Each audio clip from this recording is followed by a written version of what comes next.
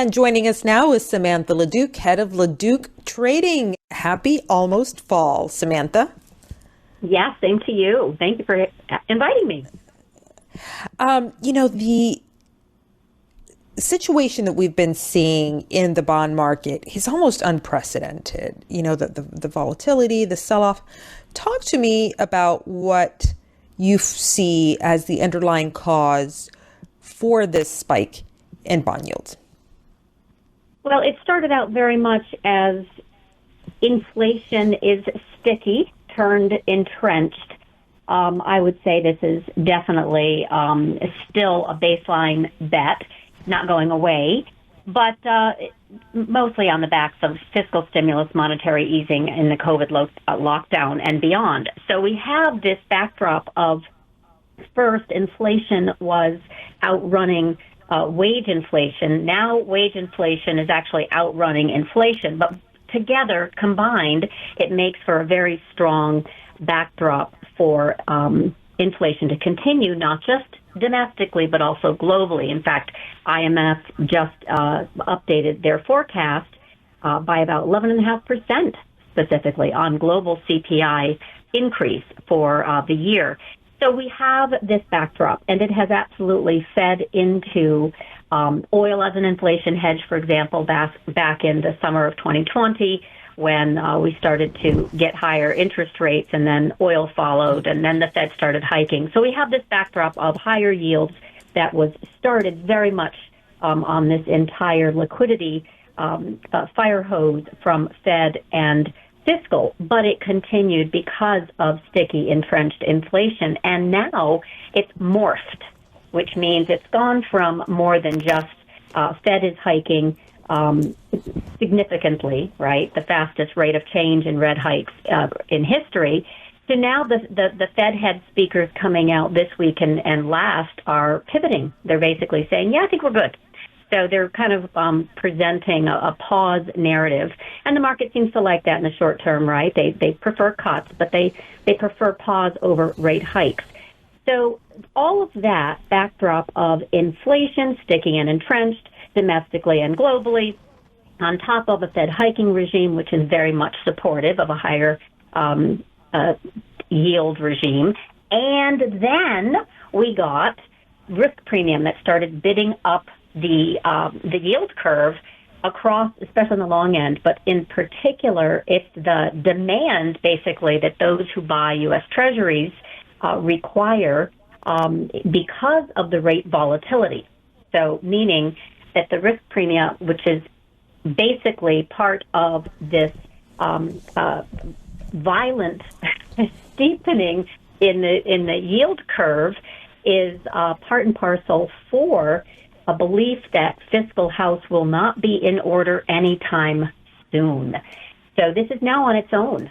So this has taken over a new kind of fiscal dominance theme, which is very much that we have not just uncontrolled spending and debt, but the yields will continue to move higher because fiscal house is not in order, and made more difficult by sticky, entrenched inflation. So that's where we're at right now, I believe, for the reason for the season of higher yields. Where does this leave investors, right? Because I think the consensus, too, is that most equities are pretty richly valued right now. Where do we turn to for yield? Where do we turn to for returns?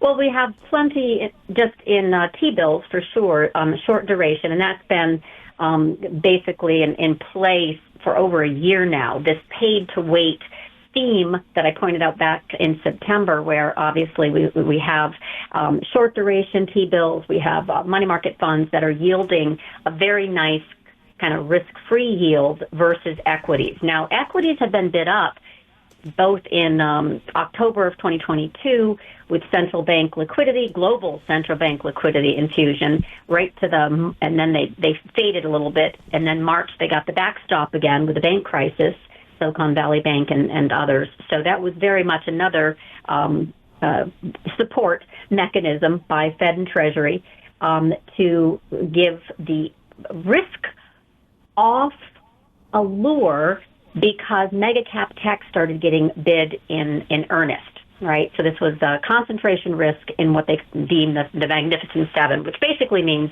that if you were to strip out the top mega cap tech plays in the market, you'd have a flat market. There wouldn't be a year-over-year return. The reason why we have one is because of the Magnificent, 7 to 10 top tech plays. So that's where risk off has gone. There are other ways. I mean, there are some other plays for sure. Energy has been a standout for 3 years, and those with very strong balance sheets, Exxon among them, for example, are earning cash on their cash, or cash equivalents. So that's that's much helping to offset kind of the liabilities.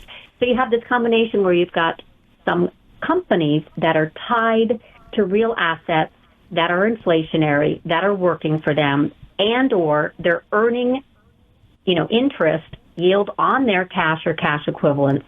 They've been staying pretty firm. And then, of course, the mega cap tech, which has been, given this mantle of holding up the market in large part because they also have lots of cash on hand and growth prospects. And long story short, that will change, that will soften when bonds get bid back up again. But because the Treasury, risk premium is so high and the issuance is so large, the supply of U.S. Treasury issuance is actually helping to bid up yields as well. And that has got to change in order for really that NASDAQ outperformance this year to end. How are you seeing the energy environment evolving, Samantha? Of course, we have this terrible conflict now brewing in the Middle East, Russia-Ukraine situation still at a boil as well. Do you see this creating significant supply chain disruptions in the energy markets and impacting prices? So supply disruptions always impact prices in the short term, very much so. So we've actually had a big spike in oil volatility even before news of war in the Middle East this weekend.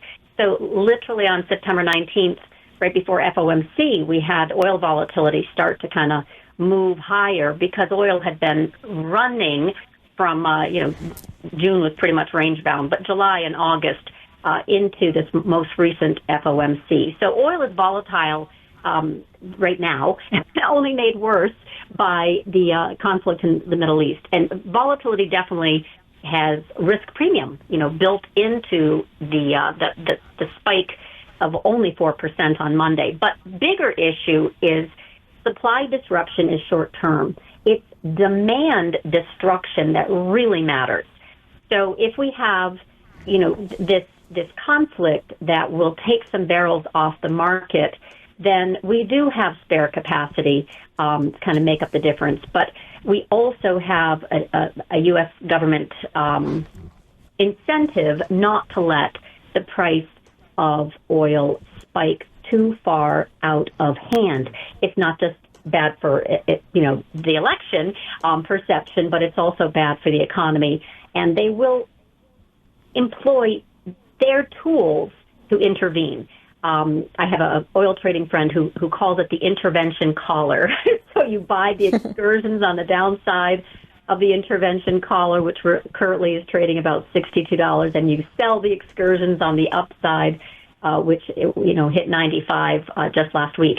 So that's basically a very good way to look at oil, in my opinion. And wars, explosions, weather, fire, they're typically always selling events because supply disruptions actually create demand destruction. And that's actually much more of the point. So, oil is a mobility trade. You need mobility. And people, when that happens, obviously wait until the fog of war is cleared. And we're far from that. So this is actually going to create demand suppression. And then on top of that, you've got Yellen out talking yesterday again about $60 in oil, oil. That's part of that intervention collar. You had also, they always bring this out, Venezuela.